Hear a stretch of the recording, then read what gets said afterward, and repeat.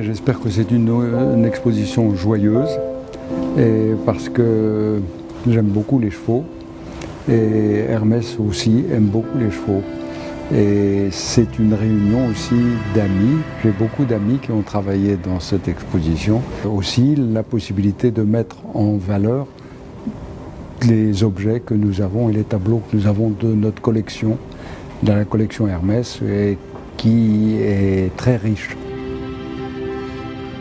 Le cheval est peut-être une découverte, une conquête extraordinaire pour l'homme.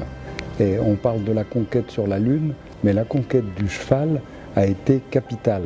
Naturellement, ce cheval, il a porté avec lui, et en dressant un cheval, l'homme se dresse un peu lui-même. Elle n'aurait pu se faire sans le cheval. Et c'est un couple extraordinaire.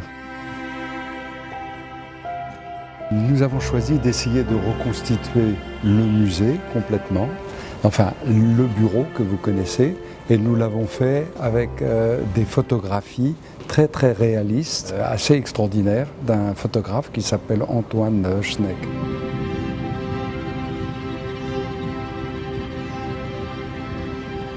Ça m'intéresse parce que c'est qui représente tous les cavaliers dont j'ai entendu parler ou que j'ai connus. La mère de mes enfants, il y a mon père à cheval, il y a mes enfants, il y a tous mes amis qui montaient à cheval. Si vous montez à cheval, si un jour je vous vois à cheval, je pourrais vous dessiner à cheval la façon dont vous montez à cheval.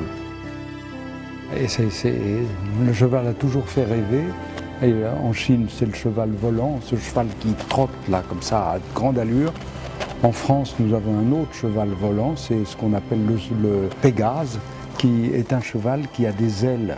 De tout temps, le cheval a été un objet de rêve, de poésie chinoise, mais qui sont quelquefois un peu mélancoliques, où le cheval est là, est un élément véritablement de notre culture et de notre civilisation. On peut dire la civilisation du cheval. Alors là, la raison, c'est parce que Chen est un ami et il a une carrière très importante en France. Il est très connu, en particulier comme dessinateur. Nous avons fait des livres pour les enfants. Et nous travaillons tous les deux chez le même éditeur, qui est le meilleur éditeur de livres pour la jeunesse en France. Un cheval dans Paris. Et je suis très content de ça, parce que c'est mon fils qui a filmé ça. Et c'était très difficile, parce qu'il a fait ça la nuit. Il y avait des voitures, on était mal éclairés, c'était très dangereux, parce que les voitures vont vite. Et si vous allez dans les petites cabines, là, vous faites un beau voyage dans Paris aujourd'hui à cheval, comme avant. Ça, je trouve que c'est la vie d'aujourd'hui et ça me plaît beaucoup.